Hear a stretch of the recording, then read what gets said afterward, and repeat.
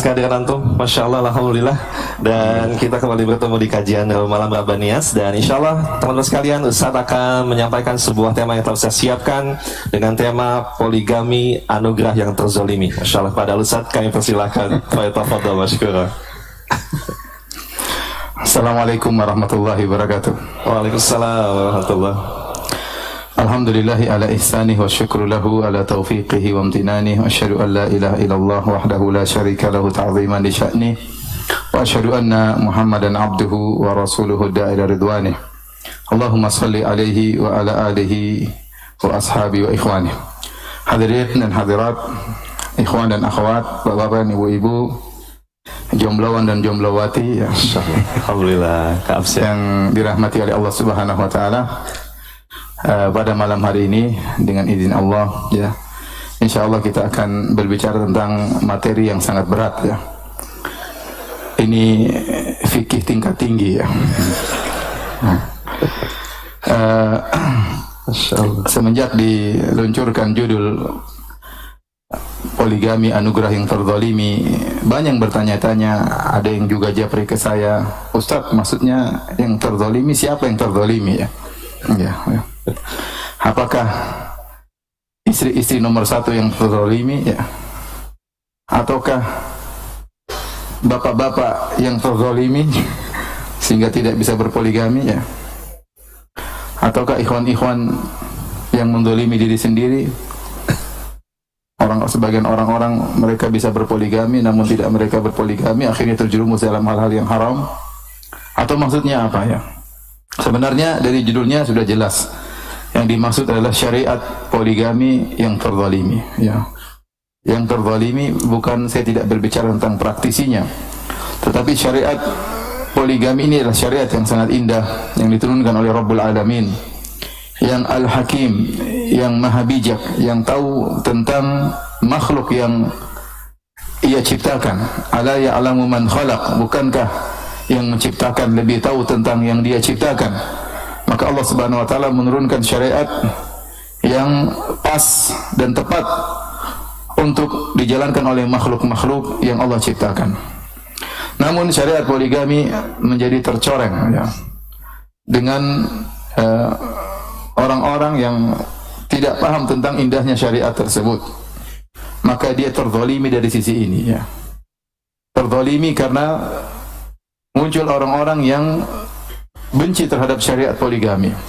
Kalau seandainya yang benci terhadap syariat ini adalah orang-orang non-muslim, orang-orang kafir, maka itu perkara yang biasa. Karena mereka dari dahulu berusaha untuk mencela agama yang sudah sempurna ini. Dan mereka melakukan propaganda-propaganda untuk menyoroti secara khusus syariat poligami dengan berbagai macam dalih yang mereka utarakan ya. Seperti ketidakadilan lah, atau persamaan gender lah, dan apalah yang mereka utarakan untuk mencoreng syariat poligami. Dan ini persis mereka lakukan juga terhadap syariat waris. Tatkala ada pembagian dalam sebagian kondisi, lidzakari mithlu hadzil unthayain, bahwasanya laki-laki mendapat 2 bagian, adapun wanita 1 bagian, maka mulailah orang-orang kafir mereka menggaungkan masalah ini, ingin mencela 2 syariat ini, syariat poligami, syariat waris.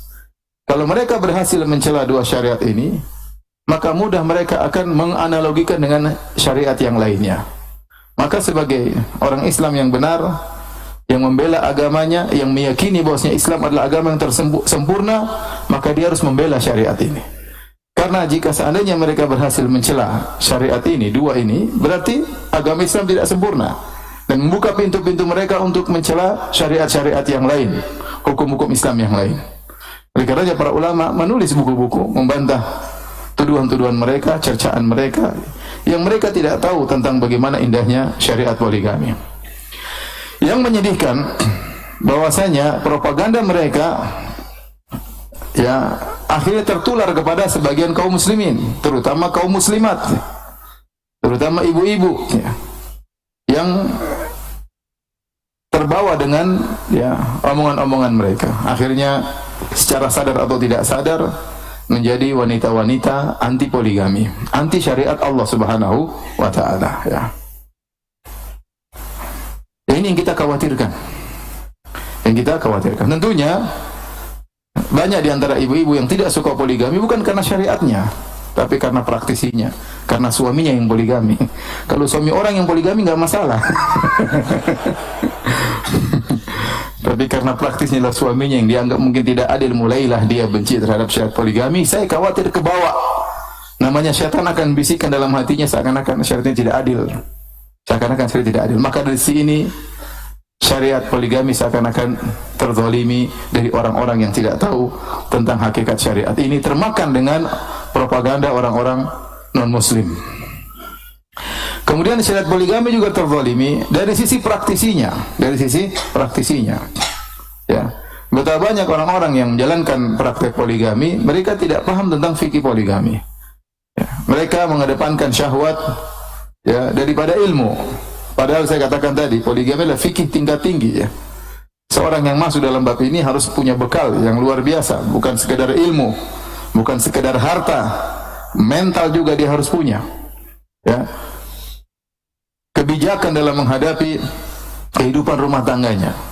Tapi kalau dia seorang yang lemah, ya, yang secara ilmu terkadang tidak punya, ya, kemudian mengedepankan emosinya, ya, atau ketakutan berlebihan kepada istri yang pertama sehingga menzalimi istri kedua, atau ketakutan yang berlebihan kepada istri kedua sehingga menzalimi istri yang pertama, dan akhirnya dia tidak pantas untuk menjalankan syariat ini, akhirnya dia mencoreng syariat poligami. Yang terjadi akhirnya praktisi-praktisi tersebut yang menjalankan poligami dengan tidak tepat, sehingga akhirnya menjadi momok yang menakutkan bagi para ibu-ibu sekalian, ya. Karenanya pada kesempatan yang berbahagia ini, ya, kita ingin menjelaskan tentang apa sebenarnya, ya, syariat poligami, syariat yang indah yang Allah turunkan dalam Al-Quran, yang dipraktekkan oleh Nabi SAW, yang dipraktekkan oleh para sahabat. Hampir seluruh sahabat poligami. Hukum asalnya mereka poligami. Ya, hukum asal mereka poligami. Tidak seperti kita, hukum asal penakut, ya. Yang berani cuma sedikit, ya. Tapi kalau para sahabat dulu hukum asal mereka poligami, ya. Dan saya juga jarang tahu ada sahabat yang tidak poligami, ya. Ini menunjukkan syariat ini syariat yang mulia. Hadirin dan hadirat yang dirahmati oleh Allah Subhanahu wa taala. Sebenarnya syariat poligami bukanlah syariat yang baru dalam agama Islam, tetapi dia syariat yang sudah ada sejak dahulu, ya. Hanya saja tidak teratur. Misalnya kita katakan di Romawi atau Persia, mereka menikah dengan istri yang banyak tanpa ada aturan, ya. Raja-raja mereka dan yang lainnya. Demikian juga agama-agama yang lainnya. Betapa sering kita dengar raja dari kerajaan ini yang beragama ini istrinya banyak atau selirnya banyak, perkara yang sudah ada sejak zaman dahulu, ya. Hanya saja syariat mengatur dengan rapi, dengan kaedah-kaedah dan aturan-aturan agar bisa berjalan dengan baik. Dan kita dapati bahwasanya syariat poligami juga sudah ada di agama Bani Israel, Yahudi maupun Nasrani. Makanya kalau kita buka Bible, ya, kemudian kita buka Perjanjian Lama, kitab Kejadian misalnya atau yang lainnya, kita dapati bahwasanya mereka menyebutkan nabi-nabi mereka yang mereka akui juga berpoligami. Contoh Nabi Ibrahim alaihissalam. Nabi Ibrahim alaihissalam disebutkan punya istri, ada Sarah, ada Hajar, bahkan kalau tidak salah dalam Bible mungkin ada istri yang ketiga, minimal 2. Kemudian mereka sebutkan juga misalnya Nabi Yakub alaihissalam yang memiliki 12 anak laki-laki, ya. Maka Nabi Yakub memiliki anak dari 4 wanita, dari 2 wanita merdeka kakak beradik, yaitu Lia dan Rahel. Kemudian dari budak-budak istri-istrinya itu Zilfi dan Bilha, ya. Jadi menunjukkan bahwasanya Nabi Yakub punya anak yang banyak dari 4 wanita, dan ini termaktub dalam kitab suci mereka. Maka lantas kenapa mereka kemudian sekarang mencela syariat poligami seakan-akan syariat yang zalim dan yang lainnya? Belum kalau kita berbicara tentang Nabi Sulaiman alaihissalam, ya. Tentunya disebutkan bagaimana banyak wanita di sekeliling Nabi Sulaiman alaihissalam. Jadi ini bukan syariat yang baru, syariat yang sudah ada dalam agama-agama yang terdahulu, bahkan dalam kebudayaan-kebudayaan terdahulu yang tidak ada agama, ya. Maka syariat Islam mengatur dengan baik. Kita ingin menjelaskan tentang bagaimana agungnya syariat ini. Yang pertama, ikhwan dan akhwat yang dirahmati Allah Subhanahu wa taala, bapak dan ibu yang dirahmati Allah Subhanahu wa taala, bahwasanya Allah telah menghalalkan syariat ini dalam Al-Qur'an. Dalam firman-Nya dalam surat An-Nisa, "Fankihu ma taba lakum minan nisa, mathna wa thulatha wa ruba'. Wa in khiftum alla ta'dilu fawahidatan." Kata Allah Subhanahu wa taala, nikahilah wanita-wanita yang kalian sukai, ya, 2 atau 3 atau 4. Kalau kalian takut fawahidah, maka 1 saja, ya, saya ulangi. Biar jelas ya. Biar jelas kita di posisi yang mana ya. Fankihu ma taba lakum. Nikahilah wanita yang kalian sukai. Masna 2, wa thulatha 3, wa ruba 4. Fa in khiftum, kalau kalian takut berapa? Fawahidatan. Ini takut yang syar'i ya. Takut yang diperbolehkan dalam syariat. Kalau tidak mampu untuk adil, fa in khiftum alla ta'dilu, kalau kalian tidak mampu untuk adil di antara istri-istri kalian, maka cukup 1. Ini dalil bahwasanya poligami diperbolehkan. Kemudian juga mafhum dari firman Allah Subhanahu wa taala juga dalam surat An-Nisa, kata Allah Subhanahu wa taala, "Hurrimat 'alaikum ummahatukum wa banatukum wa akhwatukum wa ammatukum wa khalatukum wa banatul akhi wa banatul ukht," dan seterusnya. Kata Allah Subhanahu wa taala di akhir ayat, "Wa anta jama'u bainal ukhtain." Kata Allah, diharamkan bagi kalian menikahi ibu-ibu kalian, menikahi, ya, putri-putri kalian, menikahi saudari-saudari kalian, menikahi bibi-bibi kalian, tante-tante kalian, ya, ponakan-ponakan kalian, seterusnya sampai di dekat penghujung ayat kata Allah, diharamkan bagi kalian wa anta jama'u bainal ukhtain. Diharamkan bagi kalian untuk menikahi 2 perempuan kakak beradik. Enggak boleh digabungkan. Berarti dipahami kalau bukan kakak beradik boleh atau tidak? Boleh. Yang Allah larang adalah menggabungkan kakak beradik. Tidak boleh. Karena itu akan menimbulkan pemutusan silaturahmi, karena akan terjadi kecemburuan di antara kedua istri tersebut. Maka Allah melarang menikah dengan 2 wanita yang kakak beradik. Difahami dari ini bahwasanya seandainya 2 wanita tersebut bukan kakak beradik, maka hukumnya boleh. Ini syariat yang jelas dan ijma' ulama bahwasanya syariat poligami datang dijelaskan dalam Al-Qur'an dengan tegas dan juga dijelaskan dalam sunnah Nabi sallallahu alaihi wasallam. Dari mana sisi bahwasanya syariat ini adalah syariat yang indah, yang merupakan mukjizat dari Allah Subhanahu wa taala? Banyak sisi dijelaskan oleh para ulama. Yang pertama, ya, sisi keindahan syariat ini bahwasanya syariat poligami ini dia memandang kemaslahatan dari sisi makro, bukan dari sisi mikro, ya. Kebanyakan wanita yang merasa misalnya terzalimi, ya, dalam tanda kutip mereka merasa terzalimi, ya, tatkala di poligami, ya, dia memandang daripada sisi dirinya bahwasanya dalam lingkup rumah dia terkurang jatahnya, jatah nginap suaminya berkurang, ya, mungkin jatah belanjanya berkurang, jatah jalan-jalannya berkurang, dan itu benar konsekuensi dari seorang laki punya istri 2, maka dia akan bagi jatah nginapnya, jatah jalan-jalannya, maka ditinjau dari sisinya, dia merasa bahwasanya dia dalam tanda kutip terzalimi, ya, bahwasanya haknya dikurangi, yang biasanya dia terima haknya 7 hari, sekarang jadi berkurang, misalnya berkurang 3 hari atau berkurang beberapa hari. Maka dari sisi mikro dia merasa dia dizalimi. Tetapi syariat memandang yang lebih luas daripada itu. Syariat memandang umat Islam sebagai satu kesatuan. Bahwasanya, ya, di dalam dunia Islam banyak sekali wanita-wanita yang harus diayomi, diayomi, ya. Banyak, ya, gadis-gadis atau perawan-perawan yang sudah tua yang tidak ada yang menikahi mereka. Banyak janda-janda yang meninggal suami mereka atau ditalak oleh suami mereka yang tidak ada yang mengayomi mereka. Bahkan janda-janda tersebut juga terkadang membawa anak-anak kecil, anak-anak yatim, ya. Tatkala syariat melihat secara makro, maka syariat poligami ini sangat indah. Siapa yang mau berkorban untuk mengayomi wanita-wanita tersebut? Oleh karena saya punya kawan banyak yang praktisi poligami, ya. Cuma saya belum tertular, ya. Kalau mau dilihat dari kerunan, buyut saya poligami, ya. Ya, saya ini produk poligami. Seandainya tidak ada poligami, saya tidak muncul di atas muka bumi ini. Ya. Jadi buyut saya poligami.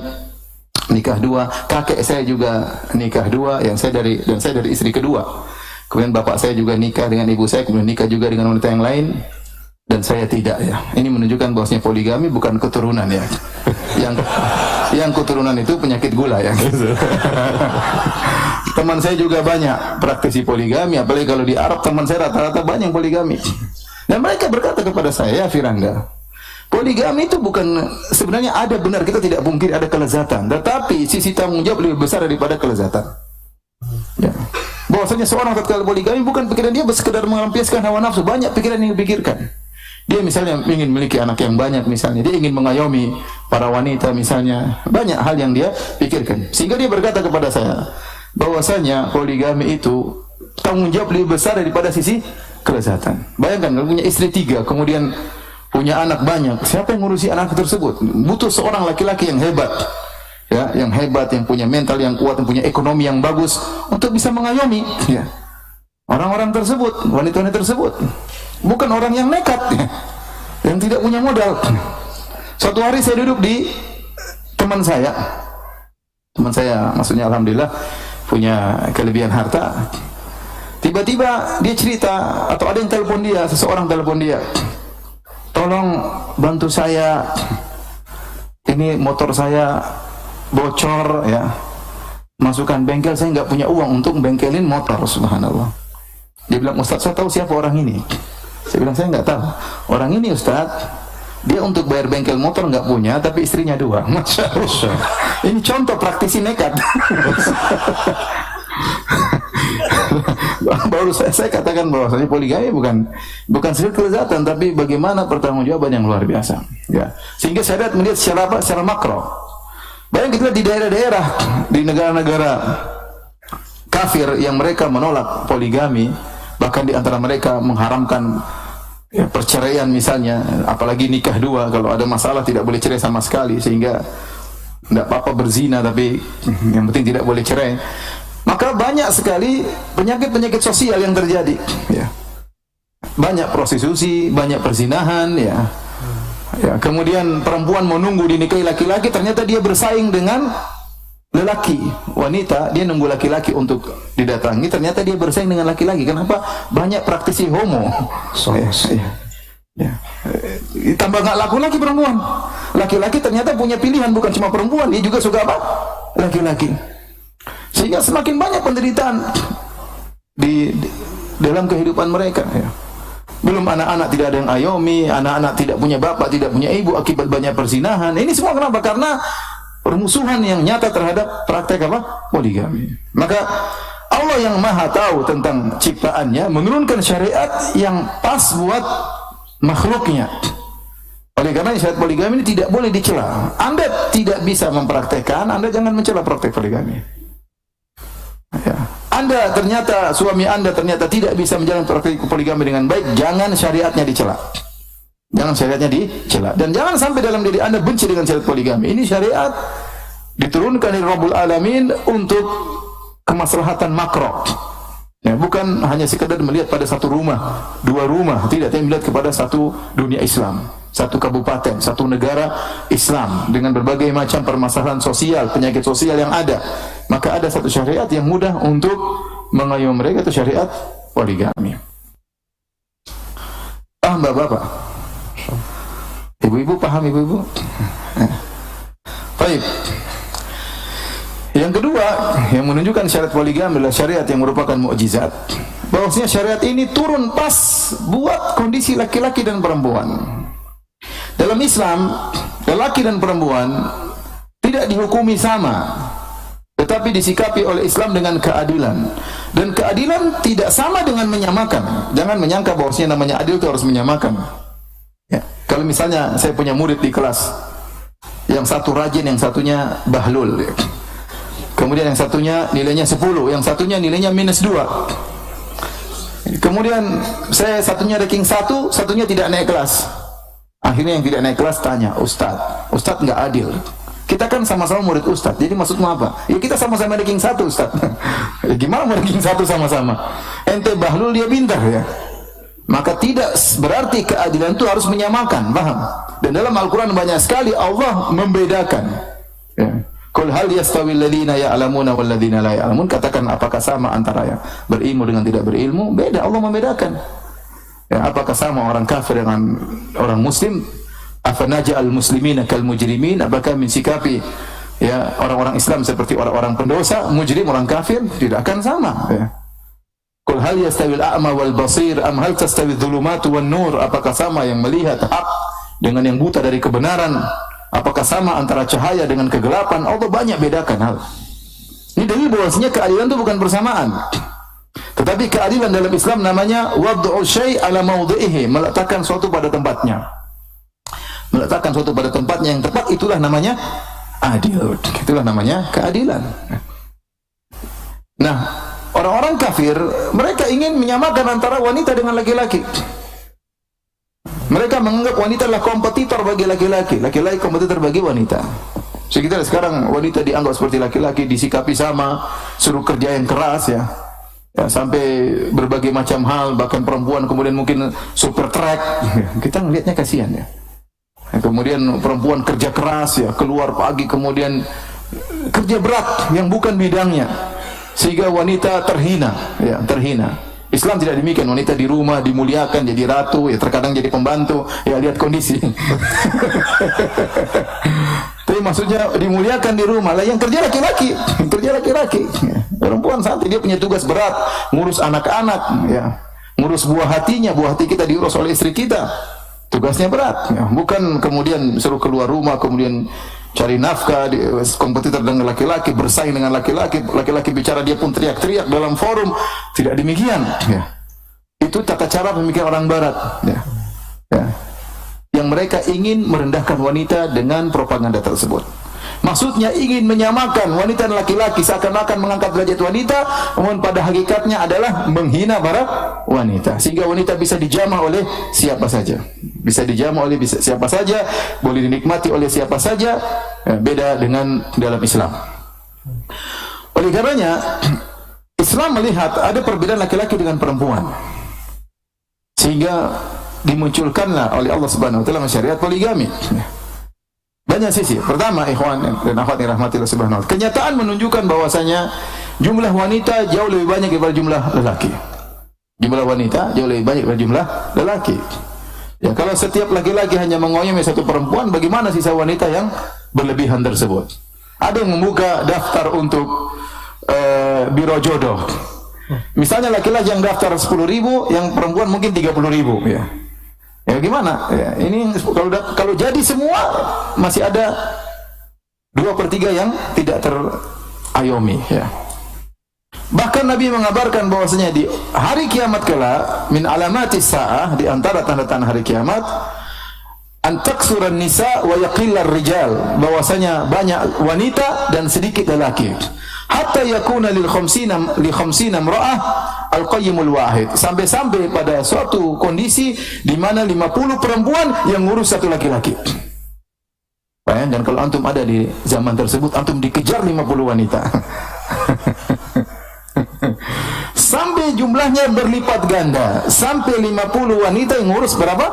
Satu orang laki-laki. Itu akan tiba sampai menjelang hari kiamat, ya. Oleh karenanya kenyataan menunjukkan bahwa jumlah wanita lebih banyak daripada lelaki, sehingga tidak mungkin cuma satu hanya menikahi satu. Kalau kenyataannya demikian, maka banyak wanita yang tidak terayomi, ya. Baik, siapa tahu ada SWA dari istri saya, karena istri saya hadir, ya. Masya Allah. Nggak ada, berarti aman. Baik, kita lanjutkan. Tunggu aja ada. Istri saya bawa anak saya juga, masya Allah. Baik, kita lanjutkan. Ya, sampai di mana tadi? Tanda kiamat 1/50. Oh ya, kiamat 1/50. Kemudian juga Allah Maha tahu tentang bagaimana perbedaan lelaki dengan wanita. Lelaki tatkala sudah mencapai balik, sudah mencapai umur 20 misalnya atau 25 tahun, mereka sudah pengen nikah, belum tentu bisa nikah. Adapun wanita kalau sudah dewasa, sudah balik, sudah haid, sudah siap dinikahi. Artinya karenanya yang ready untuk dinikahi dari sisi wanita lebih banyak daripada ready dari sisi laki-laki yang mau nikah. Kenapa? Laki-laki kalau sudah balik, sudah pingin nikah, sudah jadi jomblo sejati, duit nggak punya. Dan itu banyak, saya pertanyaan jomblo-jomblo yang menderita banyak. Ya, sampai kepada saya banyak sekali. Ustaz, tapi saya belum punya ini Ustaz. Ustaz, saya sudah pingin nikah, masih kuliah Ustaz. Ustaz, saya mau pingin menikah tapi nggak punya modal. Banyak sekali. Saya bisa mengira-ngira penderitaan mereka. Jadi maksud saya, selain jumlah wanita lebih banyak, poin kedua, wanita itu yang ready untuk dinikahi banyak daripada laki-laki. Laki-laki nggak ready. Tunggu Ustaz, aduh belum bisa, saya belum mapan, belum mau nikah. Ya, sampai umur berapa? Tunggu 25 lah, mapan dulu. Enggak mapan. Sampai umur 30, enggak mapan. Ya. Sudah mapan, aduh, takut Ustaz, aduh, takut tanggung jawab. Sehingga maksud saya banyak laki-laki yang kesiapan mereka untuk nikah ready stoknya sedikit. Ini menunjukkan yang berani yang mau nikah dia harus mengambil lebih daripada satu jika memungkinkan. Berikutnya, lelaki bekerja di luar menghadapi banyak risiko, sehingga kemungkinan mereka tewas terlebih dahulu lebih besar daripada ibu-ibu. Oleh karenanya, kebanyakan yang kita lihat dalam kehidupan dunia ini janda wanita, suaminya sudah meninggal. Jarang kita dapati duda istrinya sudah meninggal, jarang. Yang kita sering dapati janda suaminya sudah meninggal. Kenapa? Suaminya kerja keras di perusahaan, mungkin menghirup udara yang kotor dan yang lainnya, mudah sakit akhirnya meninggal dunia. Itu banyak kejadiannya. Ya. Sehingga akhirnya jumlah laki semakin sedikit lagi dibandingkan dengan jumlah apa? Wanita. Masih kurang lagi dalilnya. Saya rasa ini menunjukkan ya banyak perbedaan yang lain kata para ulama, perbedaan yang lain ya. Bahwasanya lelaki ya sampai usia misalnya tua 60, 70, mereka masih berhasrat. Beda dengan wanita yang sudah menopause, sudah mulai kurang hasrat mereka. Bahkan terkadang sudah hilang sama sekali. Ya, saya sampai pernah di Mekah saya ngisi pengajian, datang seorang laki-laki umur 70. Dia bilang, Ustaz, apa yang harus saya lakukan Ustaz? Saya ini masih berhasrat. Istri saya umur 60 tahun. Kalau saya mau berhubungan, dia bilang sakit. Saya takut Ustaz. Akhirnya saya terjerumus dalam zina. Zina apa Pak? Saya masturbasi. Enggak ada cara lain. Saya bilang ya udah Pak, kalau memang begitu, Bapak bisa berhubungan istri, tidak harus dengan di kemaluannya. Mohon maaf ini jomblo, mohon maaf ya. Saya bilang nggak bisa istri Bapak yang melakukan masturbasi buat Bapak dan yang lainnya. Artinya saya kasih solusi. Tapi maksud saya dia menderita ya. Sementara di umur 70 dia masih berhasrat, istrinya sudah tidak mau, bahkan merasa sakit, bahkan merasa dizalimi kalau digauli. Ya, seandainya antum sampai umur 70, istri antum ternyata sudah tidak mau berhubungan, ya kalau tidak ada solusi, tidak ada istri kedua misalnya, maka ini susah bagi lelaki. Susah ngomongnya. Ibu-ibu, mohon maaf ibu-ibu ya. Saya cuma menjelaskan.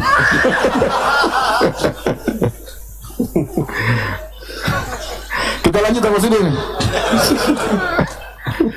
Ada WA enggak coba? Aman.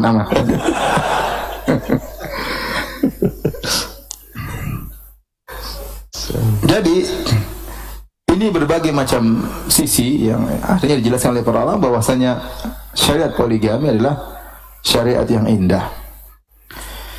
Yang jadi permasalahan adalah praktisinya.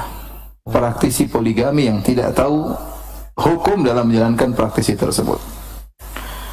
Oleh karenanya Islam memberi syarat bagi laki-laki yang mau poligami harus memenuhi persyaratan. Yang pertama, dia harus adil. Kalau dia tidak adil, maka tidak boleh. Allah tegas mengatakan, fa in khiftum alla ta'dilu, kalau kalian takut tidak adil, fawahidah, maka satu saja. Ya. Kalau takut tidak adil, maka satu saja. Ya. Ustaz, kalau kita tidak poligami, tidak apa-apa. Kalau ente takut tidak adil, ya sudah, jangan poligami. Bahkan syariat memberi ancaman keras, kata Nabi SAW, man kanat lahum ra'atani famala ila ihdahuma ja'a yaumal qiyamati wa shikkuhu ma'il. Barang siapa yang punya dua istri, kemudian dia condong kepada salah satunya, maka dia akan datang pada hari kiamat badannya miring. Ini menunjukkan terjadi penyimpangan dalam hal ini. Sampai Nabi menyebutkan secara khusus, peringatan keras, barang siapa yang tidak adil terhadap istrinya, condong kepada salah satunya, maka dia datang dalam kondisi miring. Ini menunjukkan tidak adil dalam praktik poligami, dosa besar. Karena dipermalukan oleh Allah pada hari kiamat kelak, dibangkitkan di padang mahsyar badan miring-miring. Ya akhi, kenapa akhi ente miring badan? Perasaan ente ke masjid rajin, kemana rajin, ternyata tidak adil dalam berumah tangga. Sampai-sampai sebagian ulama seperti dari mazhab Hambali menyebutkan hukum asal poligami makruh. Sampai ada yang mengatakan demikian, hukum asal poligami makruh, dibenci. Kenapa? Karena seorang akan mengantarkan dirinya pada kezaliman, ketidakadilan. Itu menunjukkan bahwasanya tidak semua orang bisa melaksanakan poligami.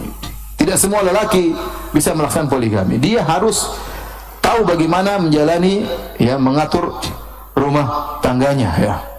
Dia harus adil. Kalau dia tidak adil, maka tidak boleh dia berpoligami. Yang kedua, dia harus mampu secara finansial, secara ekonomi dia harus mampu. Ya. Kalau nggak mampu, maka tidak boleh. Jangankan untuk menikah dua, untuk menikah satu harus punya ekonomi. Kata Nabi SAW, ya ma'syara syabab, man istata'a minkumul ba'a falyatazawwaj. Wahai para pemuda, barang siapa di antara kalian punya kemampuan, yaitu ekonomi maksudnya, ya, ya, falyatazawwaj, maka menikahlah. Fa innahu aghaddu lil basar wa ahsanu lil farj, karena menikah bisa menundukkan pandangan dan bisa menjaga kemaluan. Kalau untuk menikah istri pertama saja, Nabi mempersyaratkan harus punya apa? Kemampuan, ya, secara ekonomi untuk mengurus istrinya. Bagaimana lagi kalau menikah 2 dan 3 dan seterusnya? Di antara pertanyaan yang aneh pernah saya hadapi, ada seorang wanita bertanya kepada saya di pengajian, Ustaz, suami saya pinjam uang sama saya, Ustaz, ngutang sama saya. Ternyata saya selidiki, dia ngutang sama saya untuk poligami. Ini memang apa namanya, luar biasa, nekat, ya. Jadi ekonomi harus kuat. Kalau tidak kuat, tidak boleh poligami. Kalau enggak, siapa yang ngayomi istri?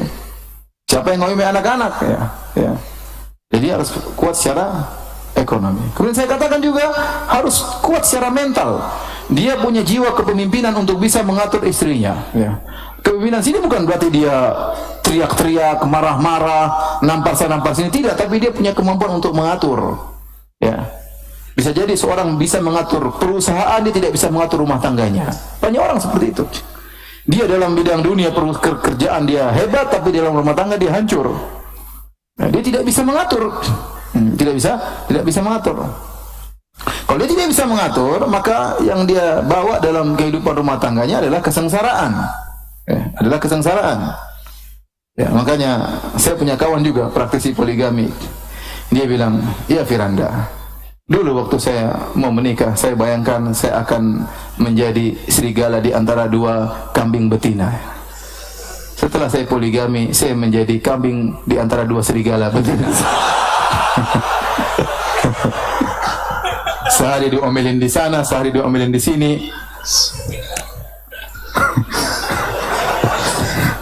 Ada ikhwan poligami, kita cuma cerita. Sudah lama dia nggak muncul. Setelah sebulan untuk beberapa waktu dia datang, kemudian datang ketemu kawan saya. Gimana ente poligami? Sedih. Kasihan. Ada orang poligami datang ke rumah kurus, masya Allah. Ini poligami bukan mendatangkan kebahagiaan, mendatangkan apa? Penderitaan. Berarti dia tidak kuat secara mental untuk menjalankan roda rumah tangga. Maka seorang, ya, tatkala ingin berpoligami, dia harus siap ini semua. Tentunya dia meminta petunjuk kepada Allah, minta kekuatan kepada Allah, isti'anah billah, minta pertolongan, kemudian dia jalankan, berusaha semaksimal mungkin. Dan pasti akan ada ujian, dan pasti ada hambatan. Itulah dia ingin menjalankan syariat yang mulia. Maka ada hambatan, ada ujian. Ujian tersebut terutama di zaman kita ini. Di zaman kita ini, khususnya di tanah air. Di sebagian tempat poligami adalah perkara yang sangat-sangat biasa. Contoh di Arab Saudi. Arab Saudi orang poligami Mudah sekali. Teman-teman poligami punya duit tinggal poligami. Ya. Apakah istrinya nggak marah? Ya marah, cemburu, tapi nggak bisa apa-apa. Mau ngapain? Ya. Karena semua orang juga poligami. Bahkan istri pertama adalah produk poligami. Istri pertama mungkin dia adalah anak dari istri ketiga bapaknya. Terus dia mau anti poligami, nggak bisa. Dia sendiri produk apa? Poligami. Sehingga poligami adalah hal yang biasa di Arab Saudi. Bahkan di antara cerita yang saya pernah dengar, ada seorang orang ingin menikah lagi, maka anak-anaknya kumpul musyawarah sama dia. Abi, nikah yang begini dong, Bi.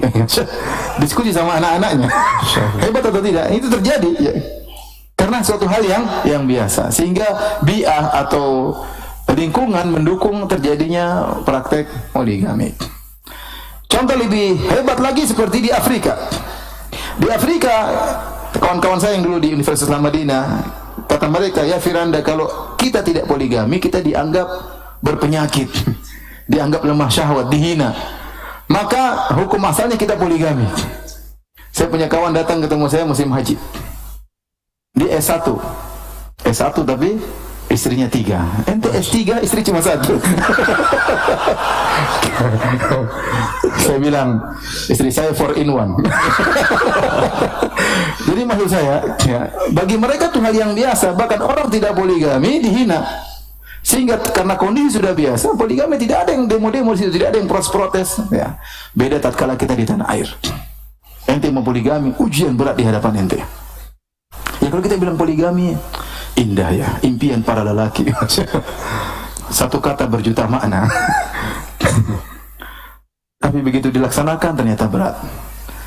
Yang menghalangi poligami pertama, istri kita yang pertama jelas tidak mau. Ya, sampai di antara mereka mengucapkan kata-kata yang keras ya.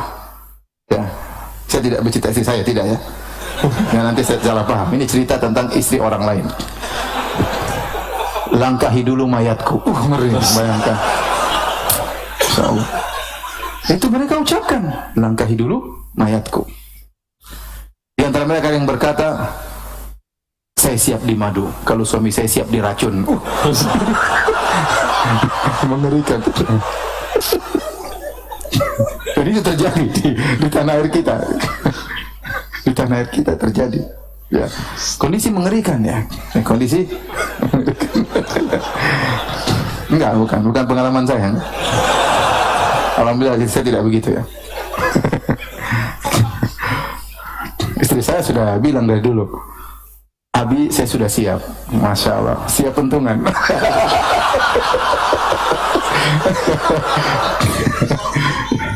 Baik, kita lanjutkan. Ada WA enggak? Aman. Lanjut. Kemudian ujian kedua, terkadang yang menghalangi ibu kita sendiri. Terkadang anak-anak kita. Ya, sampai istri terkadang bilang, nak mau nggak bapak kawin lagi? Nggak mau. Harusnya bapaknya bilang, kalau kamu punya ibu lagi, bisa minta uang sama 2 ibu. Kalau yang satu nggak kasih, dari yang satunya dikasih. Jadi penolakan luar. Jadi orang tua kadang menolak, kemudian kakak, adik-adik semua mencaci maki, ya, adik-adik perempuan. Ingat, ini bukan pengalaman pribadi ya, enggak. Saya cerita tentang teman-teman. Adik-adik protes. Kenapa kak nikah lagi? Gimana? Sudah protes. Tetangga menghina. Subhanallah, berat. Ya, maka ini semakin menunjukkan orang yang bisa poligami dengan baik, orang yang hebat di tanah air. Bisa jadi dia wali dari wali-wali Allah Subhanahu wa taala.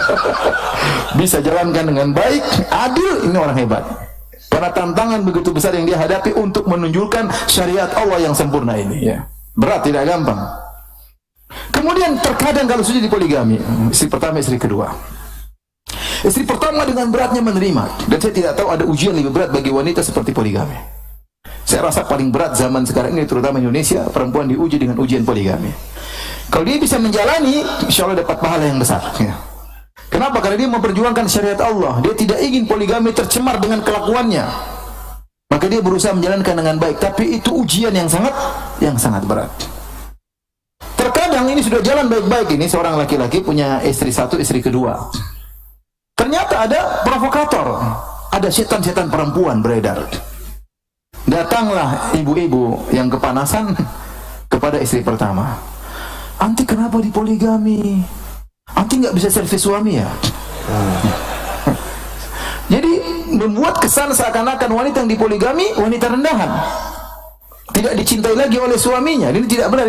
Ini pendustaan dan ini kebohongan. Dan banyak wanita termakan, tadinya sudah hidup tenteram, akhirnya termakan dengan setan-setan perempuan yang datang kepada istri pertama. Istri pertama akhirnya berontak. Padahal tadinya dia sudah kuat, dia sudah sabar. Maka saya katakan ibu-ibu anti yang dipoligami, anti sedang berjuang menjalankan syariat Allah Subhanahu wa taala. Jangan termakan dengan perkataan setan-setan perempuan. Bukan berarti kalau suami anti mempoligami anti berarti dia tidak cinta sama anti. Lihat Nabi SAW menikah dengan Aisyah. Begitu Khadijah meninggal dunia, Nabi SAW menikah dengan Aisyah, akad, tinggal serumah nanti di Madinah. Tapi akad pertama Aisyah. Setelah itu Nabi menikah dengan Saudah. Kemudian masih ada sekitar 7 perempuan atau 8 perempuan setelah Aisyah. Istri kedua, istri ketiga, istri keempat, istri seterusnya. Tapi yang paling dicintai siapa? Aisyah radhiyallahu anha. Dia istri pertama secara akad nikah, dia istri pertama setelah wafatnya Khadijah radhiyallahu taala anha. Ya. Saya juga dapati sebagian orang, dia menikah 2 bukan berarti dia tidak sayang sama istri pertamanya. Dia lebih cinta pada istri pertamanya. Bagaimana saya tidak cinta anak-anak saya dari istri pertama? Cuma gara-gara istrinya termakan tiap hari ngomelin sama dia, lunturlah kecintaannya. Padahal kalau dia bandingkan istri pertama, istri kedua, dia tetap lebih sayang kepada istri yang pertama. Tetapi istri pertama telah tergoda oleh setan-setan perempuan yang menggambarkan bahwasanya kalau kamu dipoligami berarti kamu tidak bisa menservis suamimu, berarti kamu gagal dalam pernikahan, berarti kamu sudah tidak cantik lagi, berarti kamu tidak dicintai lagi oleh suamimu. Ingat, ini semua godaan setan.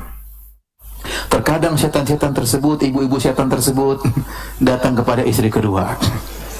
Yang digoda istri kedua sekarang. Ya. Anti masih gadis, kok mau jadi istri kedua? Emang anti nggak laku ya harus jadi istri kedua? Masya Allah, omongan sadis.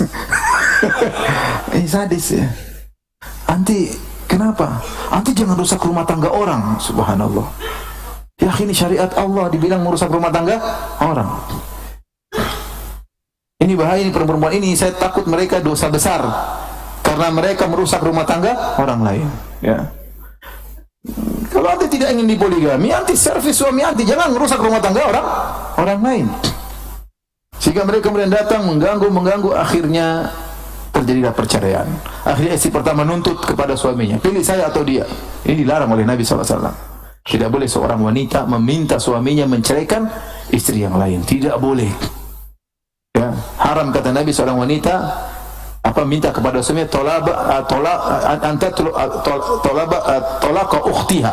Sambil mengatakan tidak boleh seorang minta tolaqa ukhtiha, meminta diceraikan saudaranya. Sampai Nabi menyamakan dia dan istri kedua adalah saudara bagi istri yang pertama. Tidak boleh.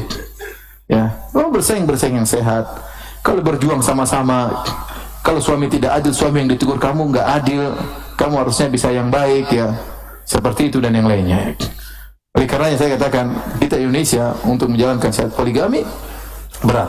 Butuh seorang laki-laki yang hebat.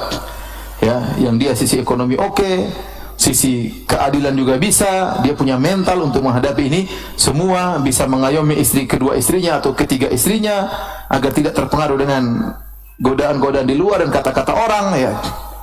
Kalau dia bisa, maka dia orang yang luar biasa. Kemudian juga syariat mengatur bahwasanya lelaki tidak boleh punya istri lebih dari 4, dan ini diantara mukjizat syariat poligami. Ya. Syariat membatasi hanya 4. Kenapa? Kalau lebih daripada 4, maka sulit untuk membagi kebahagiaan.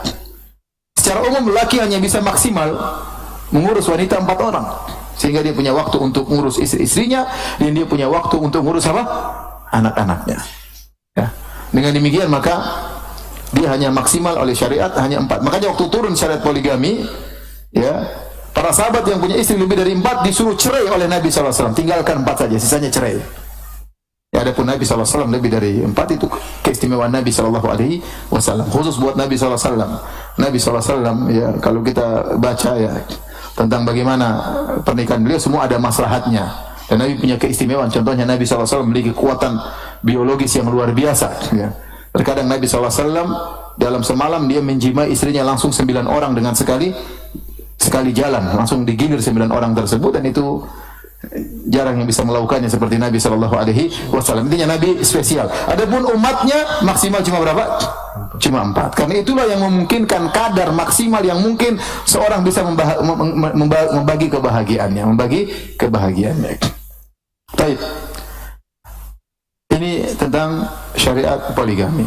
Sekarang kita bicara bagaimana tentang keutamaan orang yang menjalankan praktek poligami.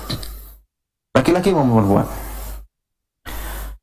Laki-laki yang jalan poligami berarti dia menjalankan syariat Nabi SAW, menjalankan sunnah.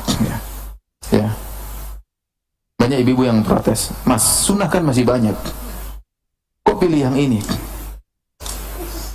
Sang suaminya diam. Dalam hati ini dia menjawab, memang sunnah yang banyak, tapi yang enak yang ini. Cuma dia tidak bisa menjawab. Saya sudah jawab tadi ya. Ya, dia menjalankan itu yang dimudahkan, menjalankan syariat Allah, ya. Dimudahkan. Dengan menjalankan syariat tersebut dia lebih menundukkan pandangan, ya. Dia lebih cinta kepada istrinya. Dan itu benar. Saya ketemu dengan beberapa orang praktisi poligami, mereka berkata, Ustaz, setelah saya berpoligami, saya lebih sayang kepada istri saya yang pertama. Kecintaan lebih. Saya kalau istri kedua berhasrat kepada istri pertama. Sampai istri pertama saya ada hasrat lagi kepada istri kedua, rindu. Begitu. Ya. Dan itu logika yang masuk akal. Tetapi logika ini tidak diterima oleh para ibu-ibu. Saya sering bilang, kalau seorang tiap hari makan sayur asam, ya agak gimana, tapi kalau sehari sayur asam, sehari sayur kangkung, jadi enak terus tiap hari. Emang kita sayur, Ustaz. Saya tidak bilang anti sayur, ini logika yang logis. Yang logis. Dan itu saya dengar langsung daripada para praktisi poligami. Bosnya setelah saya poligami, saya lebih sayang kepada istri saya yang pertama. Ya. Ada kerinduan menuju istri yang pertama. Kalau istri pertama ada rindu kepada istri kedua, lebih sayang ya. Lebih sayang. Bukan berarti kalau nikah lagi kemudian cintanya 100% dirubah, enggak. Berkurang 50-50 tidak. Logikanya bukan demikian. Logikanya kalau dia nikah 100% cintanya pada istri pertama, kalau sudah nikah dua jadi 200. Ternyata simpanannya ada 10.000 cinta. Jadi maksudnya bertambah cinta tersebut. Dan laki-laki pandai membagi cinta. Dia bisa cinta pada orang tuanya, cinta pada kawannya, cinta pada istri pertamanya, istri keduanya, dan tidak berkurang tapi semakin bertambah. Intinya ini logika yang benar ya, logika yang benar. Jadi seorang lelaki yang melaksanakan praktek poligami berarti dia menjalankan syariat Allah Subhanahu wa taala, menghidupkan kembali sunnah Nabi sallallahu alaihi wasallam. Dia memikirkan betapa banyak manfaat dari poligami, mengayumi orang ya. Banyak ya. Bayangkan dia punya istri 4 misalnya, punya anak-anak banyak ya, maka banyak yang mendoakannya, banyak yang dia urus, tiap hari dia kasih makan berapa orang. Dia berjalan ke safar misalnya, banyak orang yang mendoakannya ya. Indah ya. Tapi kita susah poligami. Kalau di Arab mudah sekali. Contoh, saya punya kawan, waktu dia datang ke sini, umur dia baru sekitar 30. Waktu itu istrinya sudah 3. Saya bilang, ya akhi, ente anaknya berapa? Tunggu Firanda, ente tanya sekarang atau bulan depan? Apa bedanya? Kalau bulan depan anak saya 13. Kenapa? Istri saya 3-3-nya hamil. Kalau sekarang masih 10. Masya Allah. Ente umur belum 30 sudah istri 3? Iya, kata dia, sudah. Antum tahu bagaimana cerita istri saya yang ketiga? Saya nggak tahu gimana. Suatu hari saya naik mobil, tiba-tiba ibu saya telepon, dia ketemu dengan akhwat. Fulan, nak, ibu ketemu perempuan cocok kayaknya buat kamu. Kamu mau nggak istri ketiga? Saya langsung stop, saya ke masjid, saya sholat. Sebentar ibu, saya sholat istiqorah dulu.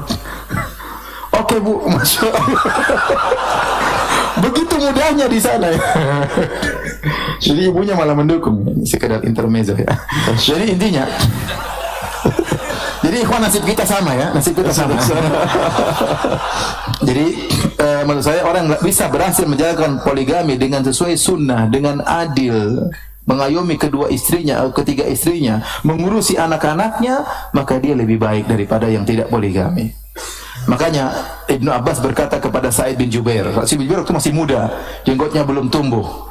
Maka Ibnu Abbas, sahabat radhiyallahu anhuma, berkata kepada tabi'in, muridnya Sa'id bin Jubair, "Tazawwaj, menikahlah engkau. Fa inna khairu hadhil ummah aktsaruha nisaan." Kata Ibnu Abbas, sungguhnya orang terbaik di umat ini yang paling banyak istrinya. Yang paling banyak apa? Istri. Artinya tanggung jawabnya lebih banyak. Dia mengayomi lebih banyak. Banyak orang yang dia kasih makan, banyak orang yang dia urus, ya. Dan kita punya kaidah, khairun nasi anfa'uhum linnas. Sebaik-baik orang di sisi Allah yang paling bermanfaat bagi banyak orang. Kemudian orang melakukan praktek poligami menyenangkan Nabi SAW pada hari kiamat kelak. Bayangkan, menyenangkan Nabi pada hari kiamat kelak. Kenapa? Karena kata Nabi SAW, "Tazawwajul wadud al-walud, fa inni mukafirun bikumul umama yaumal qiyamah." Nikahilah wanita yang subur dan mudah memiliki anak yang mencintai. Karena aku bangga dengan jumlah pengikutku pada hari kiamat kelak. Kalau misalnya seorang punya istri 2, 3 atau 4, kemudian anaknya banyak, dia akan hari kiamat membawa umat Nabi yang banyak. Ini menyenangkan Nabi SAW. Kemarin saya punya murid anak Libya, saya tanya, "Ente berapa bersaudara?" 21 saudara, Ustaz. Masya Allah. Orang Indonesia. Ternyata bapaknya praktisi poligami. Ya, saya pernah ketemu teman juga orang Arab, teman saya, "Ente berapa saudara?" 55 bersaudara. Masya Allah. 55 bersaudara. Saya pernah diundang makan kambing besar. 24 bersaudara makan bareng. Masya Allah. Ya. Jadi kalau seorang ngurusi anak yang banyak, ngurus semua jadi orang yang saleh, misalnya salehah, dia bertakwa kepada Allah untuk ngurusi mereka. Ini menyenangkan Nabi SAW karena Nabi bangga punya umat yang banyak. Kemudian di antara keutamaan orang yang berpoligami tadi, banyak yang dia urusin. Terkadang dia menikahi janda, terkadang dia mengurusi anak-anak yatim. Dan kata Nabi SAW, "As-sa'i fil armalah wal yatim kal mujahid fi sabilillah." Orang yang berusaha mengurusi janda dan anak yatim seperti orang yang berjihad di jalan Allah Subhanahu wa taala. Ya. Dia tidak hanya menikahi gadis-gadis saja, dia menikahi terkadang janda yang harus diayomi, terkadang ada. Makanya saya sampaikan kepada para akhwat, para ibu-ibu, ya, ibu-ibu lihatlah bagaimana nasib janda, kasihan, ya. Nasib janda bagaimana mereka sendirian, terkadang utang sana, utang sini, anak-anak enggak ada yang ngurus. Mereka ingin menjaga diri mereka, tidak ada yang mengayomi, banyak, kasihan, ya. Ya, kita cuma melihat saja, kasihan, tidak bisa berbuat apa-apa. Baik, ini bagi laki-laki. Bagi perempuan, Masya Allah, perempuan yang siap dipoligami, ya, maka dia menjalankan syariat Allah Subhanahu wa taala. Ujian dia lebih berat daripada laki-laki. Ujian dia lebih berat daripada laki-laki. Dengan omongan banyak orang. Tapi dia berusaha melihat sisi positif. Saya bilang ada sisi positif di mana perempuan kalau dia dipoligami berarti harinya terbagi. Harinya terbagi, misalnya dia istri 2 orang, suaminya punya istri 2, berarti 3 hari, 4 hari misalnya, 3,5 misalnya. Ya. Seperti saya punya kawan istrinya 2. 3 hari. 1 harinya gimana? 1 harinya buat perjalanan. Setengah hari ke sini, setengah hari untuk ke istri kedua. Jadi intinya kalau kita bagi hari, 3 hari yang biasanya seminggu penuh ngurusi suami, sekarang berkurang cuma 3 hari ngurusi suami. 3 hari yang kosong buat apa? Bisa buat hafal Quran, bisa buat hafal hadis, bisa buat belajar fikih, ya. Ini contoh. Bisa manfaatkan waktu juga yang lain. Misalnya suami lagi tidak di rumah, dia bisa tidur sama anak-anak. Dan anak-anak butuh untuk tidur sama orang tuanya, apalagi masih kecil-kecil. Bisa dia bimbing, ya. Beda kalau dia sama suaminya, dia harus terus ngurus suaminya sehingga terkadang anak-anaknya kurang atau terlalaikan, ya, sedikit misalnya.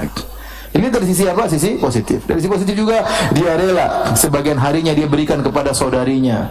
Semoga Allah memberi balasan yang lebih baik di akhirat kelak, di surga kelak.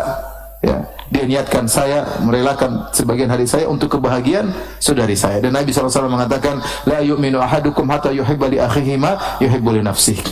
Tidaklah beriman seorang sampai dia mencintai bagi saudaranya kebaikan yang dia sukai untuk apa? Untuk dirinya. Saya rasa saya tidak usah berpanjang lebar lagi. Khawatir ada yang sakit hati, ya. Mudah-mudahan ini sekedar yang dia sampaikan. Semoga Allah menjaga terus syariat poligami. Yang bisa menjalankan silakan menjalankan, yang tidak bisa jangan nekat, jangan sampai Anda malah mencoreng syariat yang indah ini. Wallahu ta'ala alam bisawab. Kalau yang bertanya dari ikhwan maupun akhwat, ya, bapak-bapak, ibu-ibu, jomblowan dan jomblowati, saya persilakan. Masya Allah. Syukran Ustaz, jazakallah khair. Belum ada WhatsApp Ustaz ya? Belum ada WhatsApp kan? Masih bisa tanya jawab insyaallah. Brothers, WhatsApp-nya aman ya? Alhamdulillah. Aman kayaknya. Cek juga aman ya? Alhamdulillah. Siap pindah ke Arab Saudi berarti ya? Baik, silakan. Brothers dulu ya. Boleh. Brothers. Sekali lagi tidak ada pertanyaan, nanti tanya jawab di bawah di bazar, kita maksimalkan waktu di atas. Silakan dari brothers, ada yang berani nanya nggak? Ya. Silakan. Insyaallah. Silakan desa tolong dioper ke Bapak. Silakan Pak. Assalamualaikum warahmatullahi wabarakatuh. Waalaikumsalam warahmatullahi wabarakatuh. Masya Allah Ustaz, kajian malam ini begitu bapak-bapaknya semangat juga ya. Masya Allah. Pertanyaannya, kalau dilihat dari hasil ini, semua bapak kayaknya kepingin Ustaz. Nah, cuma Antum bicara tentang diri sendiri lah. ya, ya. Bapak belum tentu berani. Ya, kalau dilihat dari Mimik mereka. Hukumnya poligami itu kayaknya apa gimana Ustaz? Setengah-setengah Ustaz, 50-nya takut, 50-nya berani kan gitu. Nah, Pertanyaannya Pak? kenapa? Cuman pertanyaannya bukan itu Ustaz. Pertanyaannya apa? Pertanyaannya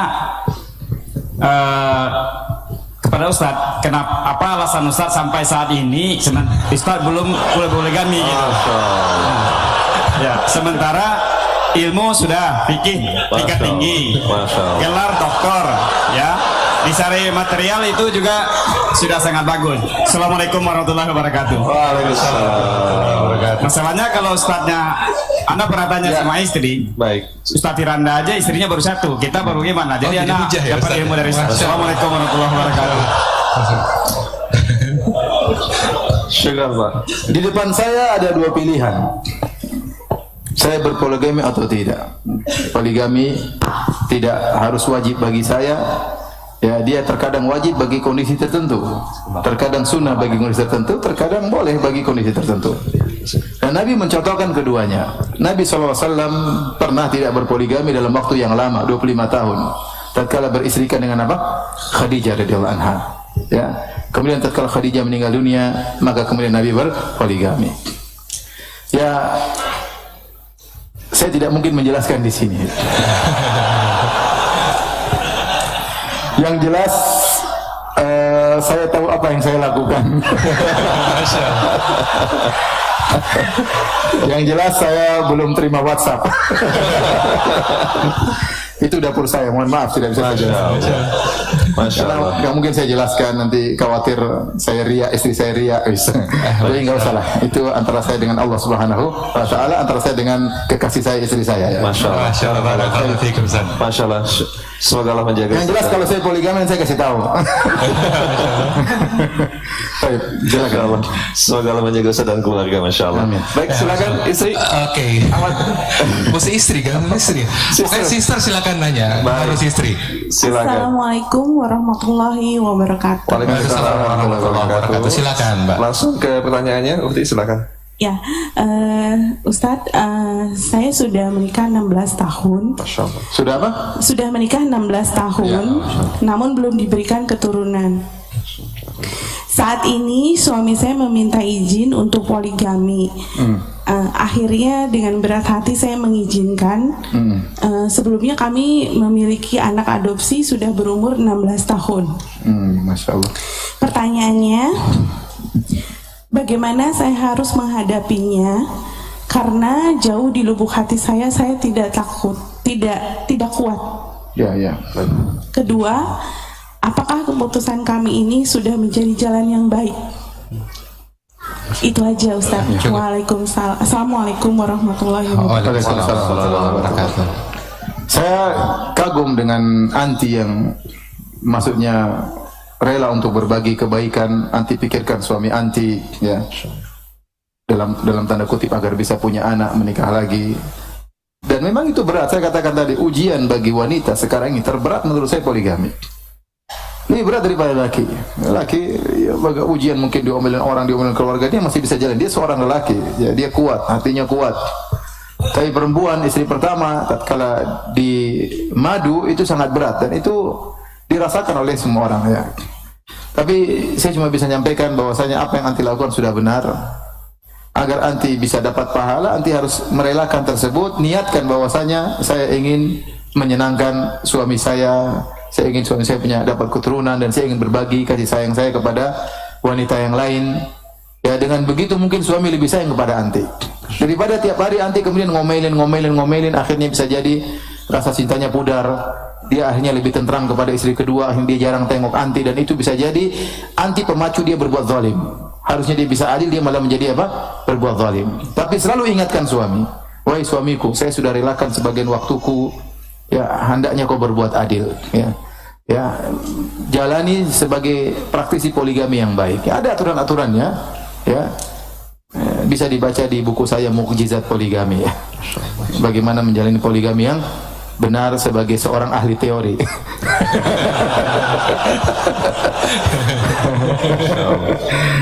Karena di antaranya misalnya seorang suami, kalau dia berpoligami, dia selalu menunjukkan bahwasanya istrinya dia yang paling cintai. Dia harus pandai, bahkan bersendiwara dalam hal ini, bahwasanya istrinya yang paling dia cintai. Kalau dia lagi istri pertama, istrinya yang paling dia cintai. Dia tidak boleh cerita sedikit pun tentang istri keduanya. Ketika di istri kedua, dia harus juga menunjukkan istri kedua yang paling dia cintai, ya. Begitu agar dia bisa menjalankan roda poligami dengan baik. Bapak-bapak yang begini. Jadi ya, saya kagum dengan anti, tinggal anti lanjutkan, ya, jangan sampai salah langkah. Kebahagiaan terkadang tidak sesuai dengan yang kita inginkan. Terkadang Allah memberikan kita bagian dari sisi yang lain, dan di balik ujian tersebut pasti ada hikmahnya. Yang penting anti jalani dengan baik. Wallahu a'lam bishawab. Masya Allah. Mohon maaf Ustaz, ada beberapa pemahaman yang berjalan di masyarakat nih Ustaz mengenai syariat poligami. Ada yang berdalil dengan Rasulullah tadi, selama dengan Khadijah hanya satu istri, jadi bilang selama istri pertama belum boleh poligami. Dan ada juga yang tunggu meninggal dulu. Iya, wallahu a'lam alasannya kemana. Itu bagaimana pendapat seperti itu Ustaz? Rasulullah SAW dia tidak berpoligami. Para ulama sebutkan karena sebab-sebab yang besar yang ada pada Khadijah. Ya. Ya, kalau anti mungkin seperti Khadijah mungkin lah, ya. Ya. Tapi lihat, Rasulullah SAW tidak ingin menyakiti Khadijah. Kenapa? Rasulullah SAW, ya, waktu Rasulullah membela Khadijah, kata Rasulullah, saddaqatni id kadzabani an-nas. Khadijah membenarkan aku tatkala orang semua mendustakan aku. Ya. Wa wasatni bimaliha id haramani an-nas. Khadijah membantu aku dengan hartanya seluruh, dia saudagar kaya raya, sementara orang-orang tidak ada yang membantuku untuk berdakwah. Seluruh hartanya untukku. Ya. Kemudian aku mendapati anak-anak, semua anak-anakku dari siapa? Khadijah. Dulu siapa teman curhatnya Nabi? Khadijah radhiyallahu anha. Ketika Nabi pertama kali dihina, dimaki-maki, dimusuhi oleh seluruh kampungnya, yang jadi teman bicaranya siapa? Khadijah. Ya. Maka ini yang membuat kata para ulama, Nabi tidak sampai hati mempoligami Khadijah, ya. Tetapi setelah Khadijah meninggal dunia, kemudian Nabi berpoligami karena Nabi sudah jadi pemimpin negara, kemudian banyak maslahat-maslahat yang dia lihat, maka kemudian Nabi membuka pintu poligami sampai dia menikah 9 wanita. Maka saya katakan tadi, di depan seorang laki dua pilihan, ya. Kita tidak usah mencela orang yang poligami, dan kita juga tidak mencela orang yang tidak poligami. Banyak mungkin dia takut, ya, takut yang syar'i tadi, ya. Atau dia tidak mampu secara ekonomi misalnya, atau dia di bawah ketiak istrinya misalnya, tidak berkutik misalnya, banyak hal. Ekonominya mungkin tidak mampu, ya. Yang jelas, ya, lelaki mau poligami, ya, ada contoh. Nabi pernah contohkan, dia tidak poligami juga pernah Nabi contohkan. Tapi tidak boleh wanita kalau menuntut semuanya harus tidak poligami, karena Nabi toh mencontohkan yang ada poligaminya juga. Wallahu a'lam bishawab. Masya Allah, barakallahu fiik. Kita ke Bradus lagi ya. Ya, silakan. Bradus, silakan. Antum, Masya Allah. Dapat ya? Boleh, silakan.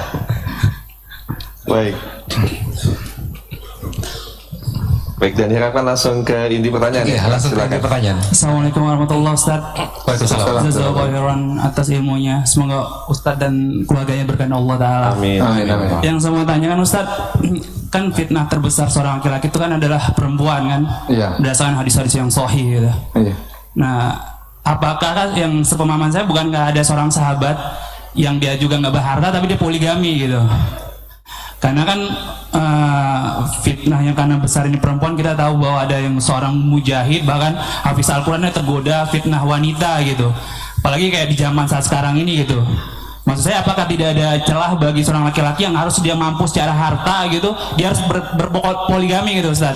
Karena di kalangan orang bawah ini ada yang dia tukang ojek atau apa, nauzubillah min dzalik, maksudnya bahkan dia jajan-jajan di luar gitu lebih utama kan gitu kan. Baik. Jadi apakah ada celah seperti itu untuk orang enggak? Karena setahu saya juga kayak Ustadz Nuzul pernah bilang yang mampu itu mampu secara seksual juga itu kan gitu, ada bukan mampu secara ekonomi tapi ada ikhtilafnya ulama mampu itu secara seksual gitu ya. Baik. Kalau mampu secara seksual semua orang mampu. Paham? Makanya dia mengatakan ma'syarul syabab man istata'a minkumul ba'a, barang siapa yang kalian mampu, itu bukan maksudnya mampu seksual karena para pemuda semuanya apa mampu seksual, tapi itu dimaksudkan kepada selain seksual mampu ekonomi ya.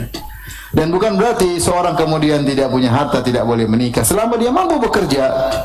Dia tidak punya modal tapi dia punya pekerjaan dan dia bisa mengayomi istrinya, silakan ya. Silahkan ya. Nah, seperti Abu Bakar radhiyallahu anhu, dia menginfakkan seluruh hartanya ya. Dia bisa, meskipun ikut seluruh hartanya dia bisa menjadi harta lagi. Sementara sebagian sahabat ingin menginfakkan seluruh hartanya, Nabi larang, jangan, karena orang beda-beda. Maka kalau ada orang misalnya dia mungkin harta tidak banyak, dia ingin menikah dan dia sampaikan kepada calon mertuanya ridho, kamu modalnya apa? Enggak ada Pak, saya cuma punya motor. Terus insya Allah saya berusaha, insya Allah Pak, Bapak percaya sama saya ya. Kalau dia mau ya silakan, enggak ada masalah ya. Tapi tatkala nikah saja harus dipersiapkan ekonomi ya. Bukan berarti harus kaya raya maksud saya. Antum tidak harus punya rumah tatkala nikah. Saya juga nikah enggak punya rumah, yang penting bisa sewa rumah. Karena istri nikah mau taruh di mana? Mau taruh di bawah kolong jembatan? Enggak, kan harus ada uang untuk sewa apa? Rumah. Ada uang kendaraan, mungkin enggak motor sederhana. Yang penting bisa kasih makan istri. Antum punya jaminan entah kerja entah apa bisa makan istri, tidak harus punya rumah mewah, tidak harus punya. Maksudnya demikian untuk menikah. Nah, kalau tatkala menikah pertama harus diperhatikan masalah ini, apalagi nikah kedua dan ketiga dan seterusnya. Karena tadi ada sebagian orang dia meskipun dalam ekonomi pas-pasan dia bisa poligami. Istrinya bisa dia didik, istrinya hidup sederhana, dan sebaliknya ada yang menikah dengan istri kedua hancur. Dan itu kejadian. Kenapa? Dia tidak mampu mengayomi istrinya. Istri keduanya punya gaya hidup sendiri, style sendiri, yang tidak mampu ikut irama istrinya. Akhirnya buyar. Jadi terjadi. Jadi masing-masing lihat kondisinya ya. Secara umum namanya menikah harus punya kemampuan ekonomi ya. Wallahu a'lam bishawab. Masyaallah. Jazakallahu Ustaz. Assalamualaikum warahmatullahi wabarakatuh. Waalaikumsalam warahmatullahi wabarakatuh. Dan silakan selanjutnya. Oke, silakan sisters. Sudah tadi disebutkan sisters dulu, kita kasih silakan. Assalamualaikum warahmatullahi wabarakatuh. Waalaikumsalam warahmatullahi wabarakatuh. Nama saya Ika dari Tangerang, Ustaz. Ya, silakan Mbak. Langsung ke pertanyaan. Sekarang saya masih sendiri, belum berjodoh. Umur saya 30 tahun. Saya punya teman kantor, dia karirnya bagus, keuangannya juga bagus, tapi dia sudah berkeluarga dan punya anak. Dia pernah datang ke saya, meminta saya untuk jadi istri keduanya dia. Nah, tapi selama saya kenal dia, saya nggak pernah lihat dia sholat. Terus dia melakukan hal-halnya yang kurang baik, Ustadz. Saya pernah ngomong sama dia, pertemukan saya sama istri kamu yang pertama. Kalau istri kamu mengizinkan saya jadi istri kedua, saya mau. Tapi dia bilang nggak mungkin karena pernikahan saya sama dia tidak boleh diketahui sama istri pertamanya.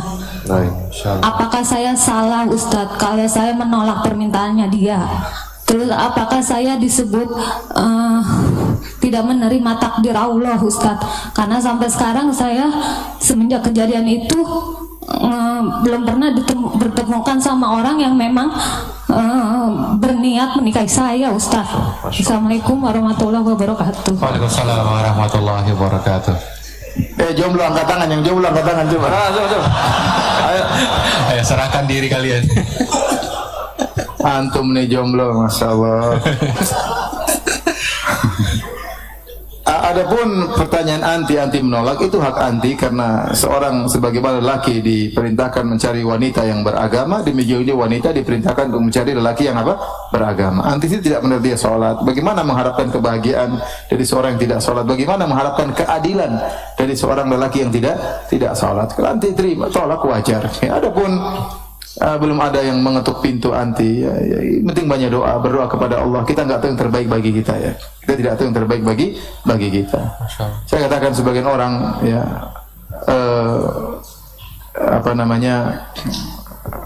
sedih karena tidak ada yang meminangnya, hidup dalam kesendirian, dia menangis. Dan sebaliknya banyak orang yang menangis karena suaminya yang tidak beres. Banyak. Siksa, dipukulin, dijauhi, tidak dikasih nafkah, dibiarkan dia terlantar dengan anak-anaknya, banyak juga. Makanya saya katakan kita nggak tahu apa yang terbaik yang Allah takdirkan bagi kita. Yang dilakukan oleh anti sudah benar, tinggal anti berdoa kepada Allah. Kalau yang terbaik Allah kirimkan jodoh, alhamdulillah. Kalau enggak, terima apa yang Allah takdirkan. Jadi apa yang anti lakukan tidak benar, dan apa yang anti lakukan sudah benar, dan tidak dikatakan anti menolak apa? Takdir. Wallahu a'lam bishawab. Masya Allah. Semoga Dari urusannya. iya, semoga Allah mudahkan bagi sister kita. Dari dua penanya sister Said ini, Ustaz, ada satu keyword yang sama, Ustaz. Izin istri pertama. Itu emang syarat atau gimana? Tadi gak terbahas sepertinya. Apanya? Izin istri pertama. Istri pertama apa sebuah syariat, Ustaz? Ente mau praktek tanya-tanya gitu. Pertanyaan dari sister. Ilmu dulu ya. Live streaming ya. yang lain. Jangan difokus. Baik, silakan. Silakan dari Brothers. Mau di aja. Penasaran. Kalau ente mau praktek kan aja jawab.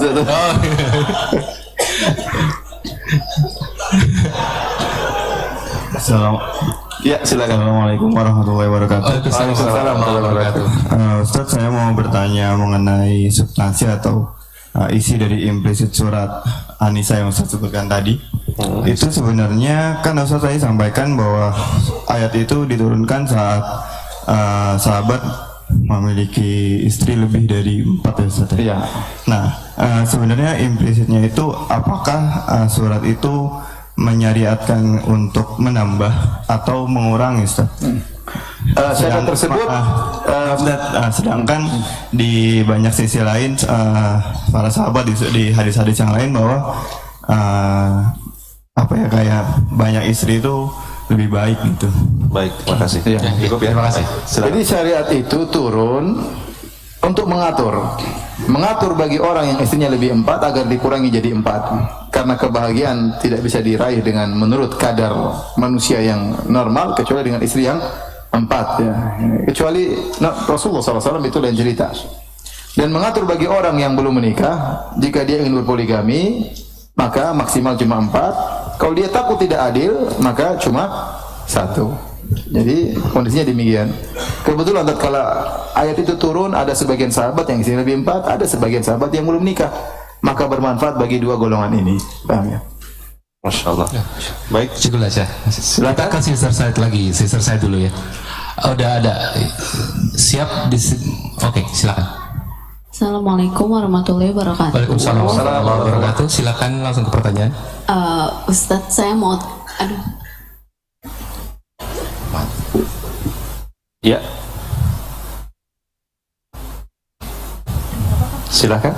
Silakan masalah di teknis kah? Oke, kita ke Brothers dulu ya. Tolong panitia dicek dulu, dibantu dicek di belakang ada apa. Silakan Pak.